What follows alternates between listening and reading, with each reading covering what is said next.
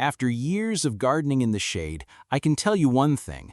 I regret waiting so long to plant these 7 uncommon perennials.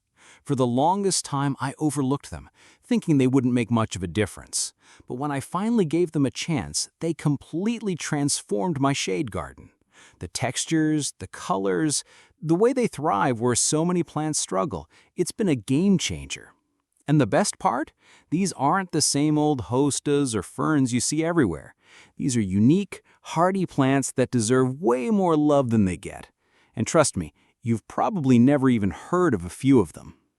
Before we dive in, if you love gardening tips and plant discoveries, make sure you hit that subscribe button right now and join me. That way, you won't miss out on more hidden gems for your garden.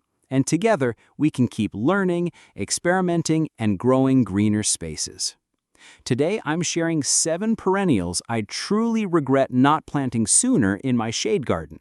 These plants aren't just beautiful, they're resilient, surprising, and they've added so much depth to my garden design.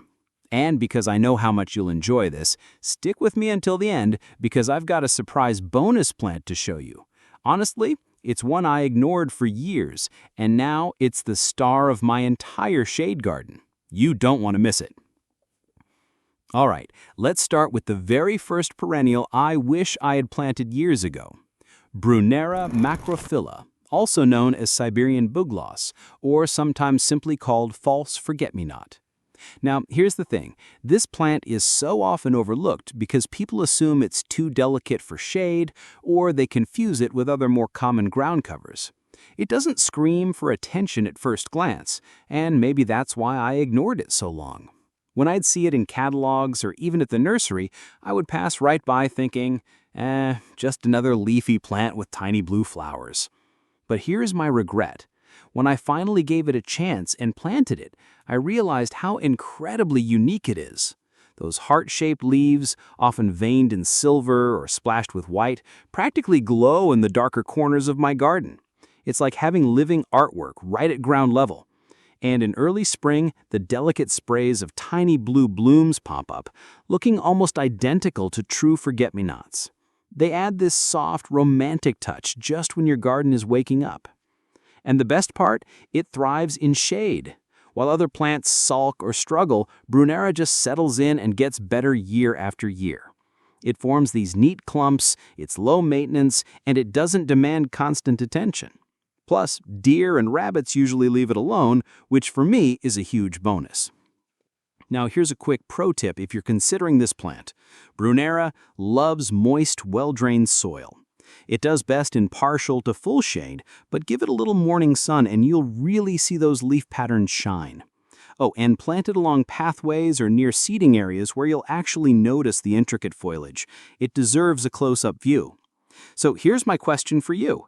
Have you ever grown Brunnera before, or maybe spotted it in someone else's garden? Drop me a comment below and let me know if this is a plant you'd add to your shade garden. I'd love to hear your thoughts. Next on the list is Epimedium, also known as Barrenwort or sometimes fairy wings. This perennial is one of the most underrated plants for shade gardens, and I cannot stress enough how valuable it can be once established. What makes Epimedium uncommon is that it doesn't show off in big, flashy ways. You rarely see it at garden centers in large numbers, and many gardeners simply don't know how versatile it really is. But this plant is a quiet workhorse, an elegant ground cover that thrives exactly where many other plants struggle. The foliage is its greatest feature. In spring, fresh new leaves emerge, often flushed with bronze, red, or pink tones before maturing into a glossy green. And in fall, depending on the variety, the leaves can turn deep shades of red or copper, giving your shade garden unexpected seasonal color. On top of that, delicate star-shaped flowers appear in early to mid-spring, in shades of yellow, white, pink, or purple. They hover just above the foliage, adding a light, airy texture that pairs beautifully with other shade plants.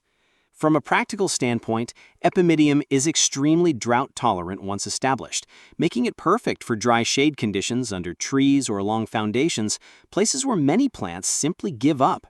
It spreads slowly by rhizomes, forming dense clumps that act as a living mulch, suppressing weeds naturally. It's also deer and rabbit resistant, which means less stress for the gardener. Here's a pro tip. For the best display, cut back old foliage in late winter before the new leaves and flowers appear. This helps the fresh growth really shine and keeps the plant looking tidy. Epimedium prefers partial to full shade and well-drained soil, but once it's happy, it's one of the lowest maintenance plants you can add. So let me ask you, have you ever tried Epimedium in your garden, or is this the first time you're hearing about it? Drop a comment below and let me know, because this plant truly deserves more attention. Number 3 on my list is Polygonatum, commonly known as Solomon's seal. This is one of those perennials that quietly elevates a shade garden without demanding the spotlight. What makes Solomon's seal uncommon is that it's often overshadowed by more common foliage plants like hostas. Many gardeners simply pass it by, not realizing how graceful and architectural it can be. The arching stems rise elegantly, lined with pairs of leaves, and in spring, small tubular flowers dangle beneath like little bells. Later in the season, dark berries replace the flowers, adding another layer of interest. Here's my quick story. I first saw Solomon's seal in an older, established garden and thought it looked almost like living sculpture. At the time, I assumed it was difficult to grow, which is why I didn't add it right away. But I later learned it's surprisingly tough, and now I can't imagine my shade garden without it. In terms of benefits, Solomon's seal thrives in full to partial shade, and it's very tolerant of a variety of soil conditions as long as the soil stays moist but well drained.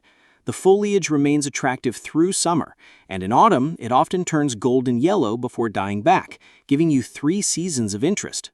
Pro tip: plant Solomon's seal in drifts or groups rather than as a single specimen. Its graceful arching stems create a flowing rhythm that works beautifully along shaded borders or woodland paths. It pairs especially well with hostas, ferns, and Brunnera. So, what do you think? Would you add Solomon's seal to your garden design?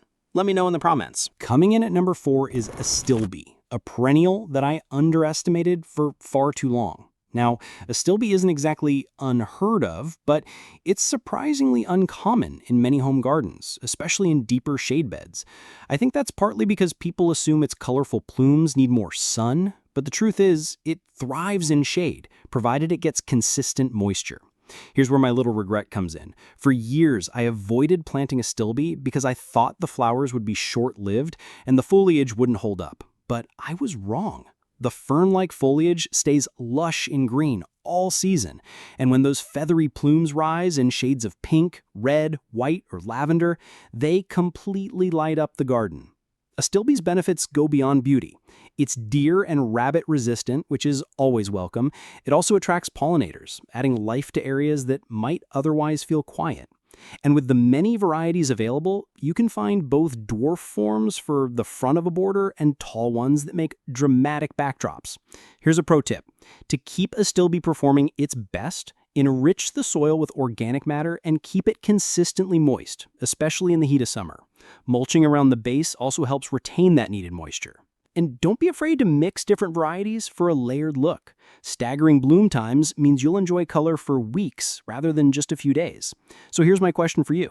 Which color of Astilbe would you choose for your shade garden? Classic white, soft pink, or bold red? Drop your choice in the comments below. Number 7 on my list is Ligularia, sometimes called leopard plant. This perennial is a true standout in the shade garden. Yet, surprisingly, it's not often planted. And I'll be honest with you, that's a big missed opportunity. Ligularia is overlooked because gardeners worry it's too fussy, mainly because it loves moisture. But once you understand its needs, it rewards you with bold architectural foliage and striking flower spikes that rise above the leaves in midsummer. Depending on the variety, those flowers can be brilliant yellow daisy-like blooms or tall torch-like clusters of golden spires. The foliage alone is enough to make this plant worth growing.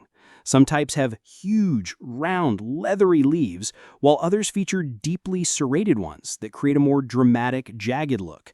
Either way, Ligularia's leaves bring strong texture and presence to shady beds, especially when contrasted with delicate ferns or finer grasses. Here's my bit of truth. I held back from planting Ligularia for a long time because I assumed it would be too high maintenance. But when I finally gave it the right spot, moist soil with afternoon shade, it grew strong, steady, and reliably. Now it's one of those plants I look forward to seeing each summer because it bridges the gap between lush foliage and bright seasonal color. The benefits go beyond beauty. Ligularia is deer and rabbit resistant, and it thrives in damp areas of the garden where most other plants struggle. It's perfect for planting beside ponds, streams, or low-lying beds that naturally hold more moisture. And because it blooms in midsummer, it adds color and energy at a time when many shade plants are past their peak. Pro tip: don't let Ligularia dry out. It will droop quickly if it's thirsty, but with consistent moisture, it bounces back and stays lush. Plant it in groups of 3 or more for maximum impact and mix varieties for a dynamic look. Pair the tall torch-flowered types with bold hostas or Rodgersia for drama, or place the round-leaved forms beside Pachynicloa for a softer, flowing contrast. So let me ask, would you be willing to dedicate a damp corner of your garden to Ligularia, knowing the payoff is such bold texture and vibrant summer blooms? Drop your answer in the comments. I'm curious if this plant excites you as much as it does me. And now, as promised, here's the bonus plant, the one I nearly ignored for years, but today it's the star of my shade garden. That plant is Carangashoma plumata, also known as yellow wax bells. This perennial is truly uncommon. Most nurseries don't carry it, and if they do, it's usually tucked away in a corner because it doesn't look spectacular in a small pot. And that's exactly why so many gardeners overlook it. But once established, Carangashoma becomes one of the most graceful and eye-catching plants you can grow in the shade. What sets it apart? First, the foliage. The leaves are bold, deeply lobed, and give the plant a sturdy yet elegant presence. They almost resemble maple leaves, which adds a different texture to the mix of typical shade plants. But the real show begins in late summer to early fall, when the nodding, bell-shaped yellow flowers appear. They're waxy, almost lantern-like, and they glow softly in the dappled light. At a time when most shade gardens are winding down, Carangashoma is just getting started, extending the season of beauty. Here's my small story. I walked past this plant so many times at a specialty nursery, never giving it a second thought, but when I finally planted it and saw those delicate yellow bells appear, I was stunned. It was a reminder that sometimes the quietest plants are the ones that surprise you the most. The benefits are impressive too. Carangashoma is hardy, long-lived, and low maintenance once it's in the right spot. It prefers rich, consistently moist soil and partial to full shade. It's also deer-resistant, making it dependable for woodland gardens. And because it blooms late in the season, it fills a critical gap when most other perennials have finished flowering. Pro tip: place Carangashoma where you can enjoy it up close, perhaps near a path or seating area. Its subtle beauty is best appreciated at eye level, not hidden at the back of a border. And pair it with companions that provide earlier interest, like Brunnera or Epimedium, so your shade garden has layers of beauty throughout the season.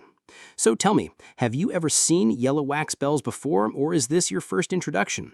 Drop a comment and let me know if this is a plant you'd add to your shade collection. For me, it's one of those hidden gems that makes the garden feel truly complete. And there you have it, 7 uncommon perennials I regret not planting in my shade garden sooner, plus that beautiful bonus plant, yellow wax bells. Each one of these perennials has brought something special to my garden, whether it's bold foliage, graceful flowers, or simply the ability to thrive where other plants give up. If there's one thing I've learned, it's that shade doesn't have to mean boring. With the right plants, a shade garden can be just as vibrant, textured, and full of surprises as any sunny border. Now I'd love to hear from you. Which of these plants stood out the most to you? Was it the graceful Solomon seal, the glowing Japanese forest grass, or maybe that dramatic Rodgersia? Let me know in the comments. I really do enjoy hearing about what inspires your gardens. And if you found this video helpful, don't forget to give it a thumbs up. It really helps this channel grow and lets me know you want more hidden gems like these. Of course, if you haven't already, hit that subscribe button and join me for more gardening tips and plant discoveries each week. Together, we'll keep building gardens that are beautiful, resilient, and full of life. Now, thanks so much for spending this time with me in the garden today, and until next time, happy planting.